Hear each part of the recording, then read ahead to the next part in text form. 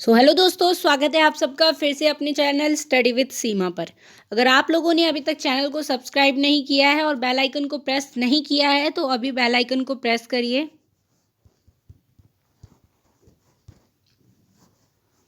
आप सभी लोग अगर फेसबुक और टेलीग्राम ग्रुप में नहीं जुड़े हुए हैं तो अभी ज्वाइन कीजिएगा। क्लास के बाद ग्रुप का नाम स्टडी विद सीमा ही है, तो आप लोग वहाँ पर सर्च करिए, स्टडी विद सीमा आ जाएगा आप लोगों को।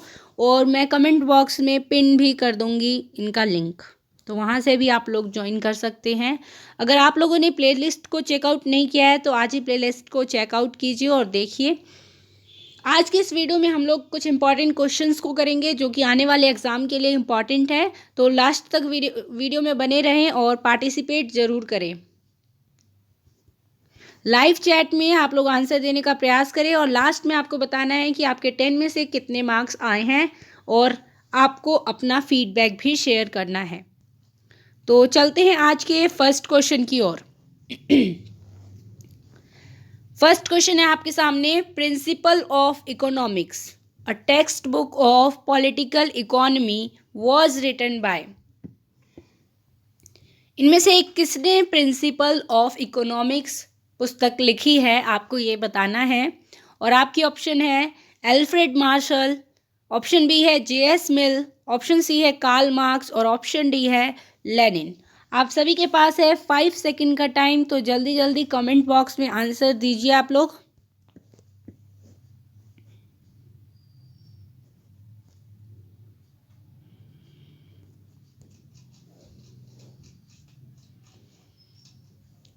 तो इसके लिए राइट आंसर क्या होगा? एल्फ्रेड मार्शल की ये पुस्तक है प्रिंसिपल ऑफ इकोनॉमिक्स, जो कि पब्लिश होती है 1890 में। नेक्स्ट क्वेश्चन है आप लोगों के सामने, who said there is relationship between unemployment and inflation.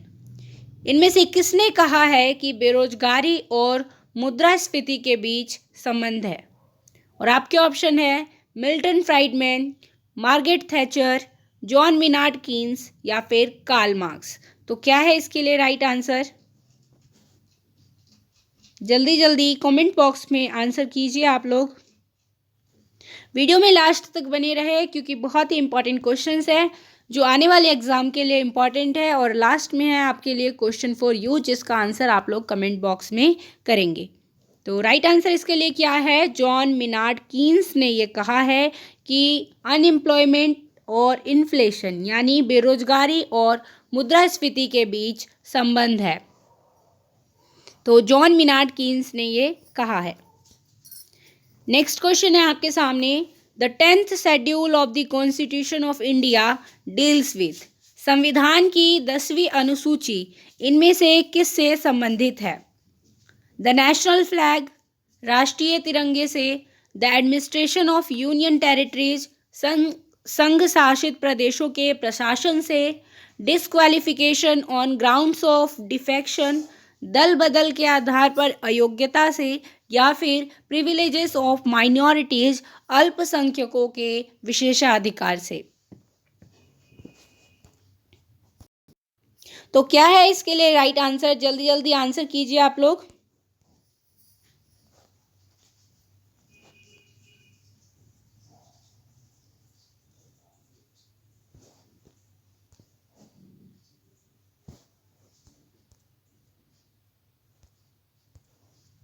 तो इसके लिए राइट आंसर है option number C, disqualification on grounds of defection, दल बदल के आधार पर अयोग्यता से जुड़ा हुआ है संविधान की 10वीं अनुसूची।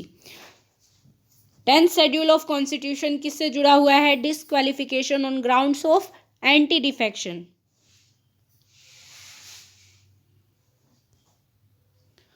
नेक्स्ट क्वेश्चन है आपके सामने, who described Aurobindo as the prince of Indian thinkers. इनमें से किसने अरबिंदो को भारतीय विचारकों का राजकुमार कहा है? और आपके ऑप्शन है रोमेन रोलैंड, ऑप्शन बी है सी.जे. ब्राइस, ऑप्शन सी है एच. फाइनर और ऑप्शन डी है मिल्टन मैंडेल। तो किसने ये कहा है कि Aurobindo Prince of Indian thinkers है? जल्दी जल्दी अपने आंसर को कमेंट बॉक्स में लिखिए और बताइए क्या होगा इसके लिए राइट आंसर। तो इसके लिए राइट आंसर होगा रोमिन रॉलैंड ने कहा है कि अरबिंदो घोष भारतीय विचारकों के राजकुमार है। नेक्स्ट क्वेश्चन है आपके सामने, who said that democracy is nothing more than an experiment in government.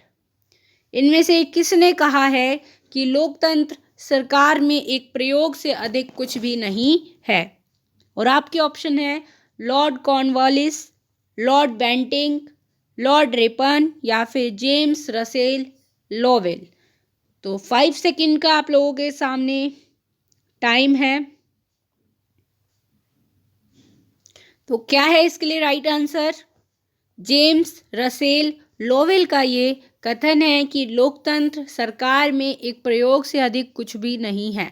Democracy is nothing more than an experiment, Lowell ने ये कहा है। 6th क्वेश्चन है आपके सामने, Gabriel almond and Verba have identified 3 ideal types of political culture.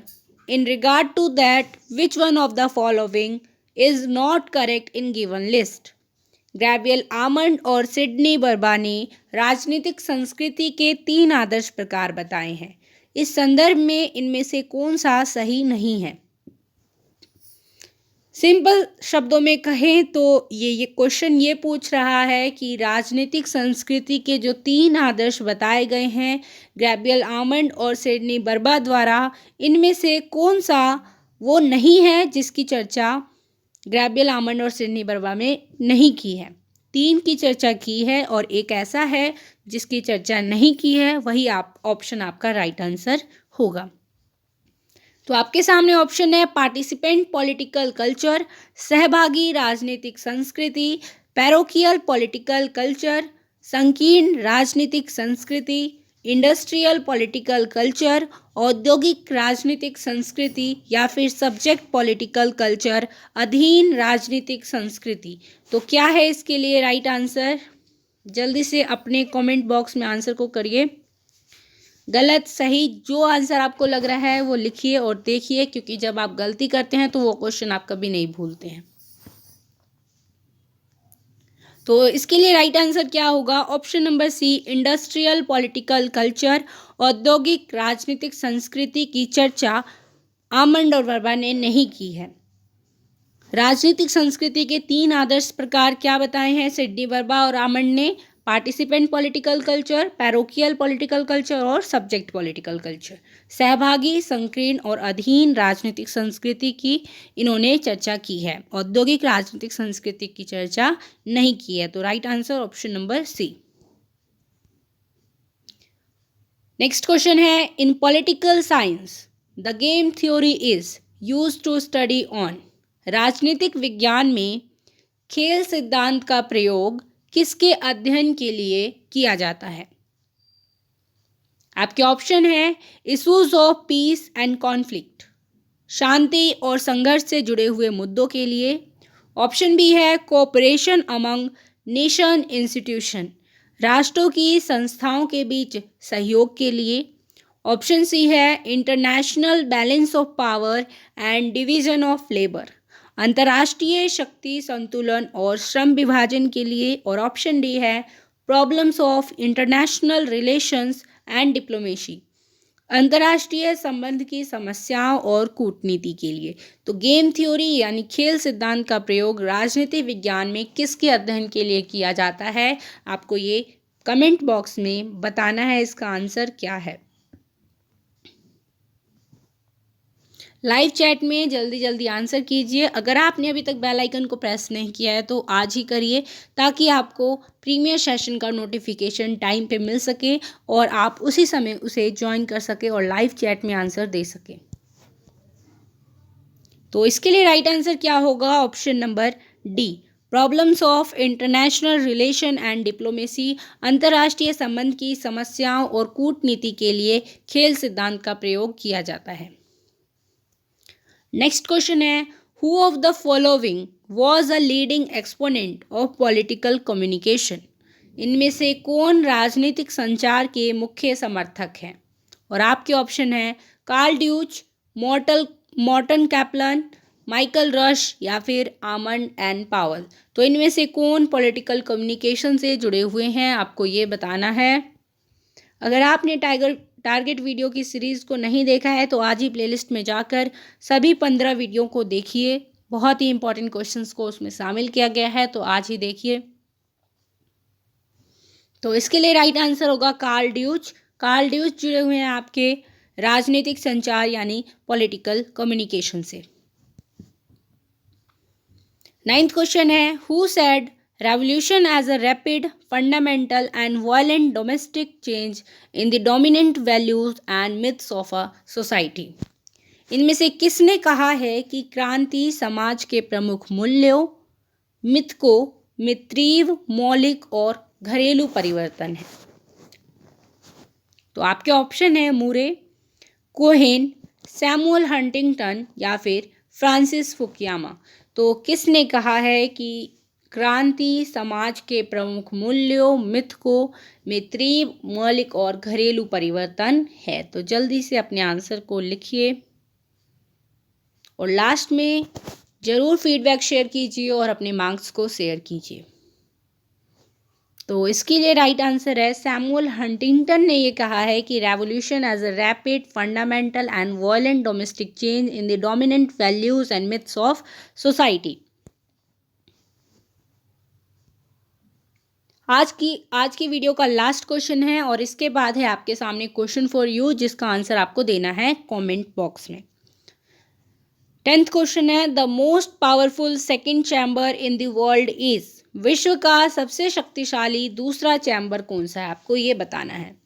आपके option है American senate, Swiss council of states, British house of Lords या फिर राज्यसभा। तो क्या है इसके लिए राइट आंसर?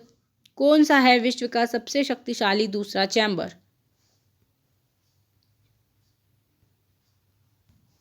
तो इसके लिए राइट आंसर होगा अमेरिकन सीनेट विश्व का सबसे शक्तिशाली दूसरा चैम्बर है। तो आपको ये याद रखना है और इसी के साथ आता है आपके लिए क्वेश्चन फॉर यू, जिसका आंसर आप लोग कमेंट बॉक्स में करेंगे। और आपको कमेंट कैसे करना है, अगर आपको लगता है हैरोल्ड लासवेल है तो आप लासवेल लिख सकते हैं, आपको लगता है विलियमसन है तो आप विलियमसन लिख सकते हैं, आपको लगता है ड्रकर है तो आप ड्रकर लिख सकते हैं और आपको लगता है ड्रोअर है तो ड्रोअर लिख सकते हैं। लेकिन आपको ABCD ऐसे ऑप्शन नहीं लिखने हैं, आपको पूरा नाम लिखना है, ठीक है। तो क्वेश्चन क्या है आपके लिए, फादर ऑफ पब्लिक पॉलिसी आपको बताना है।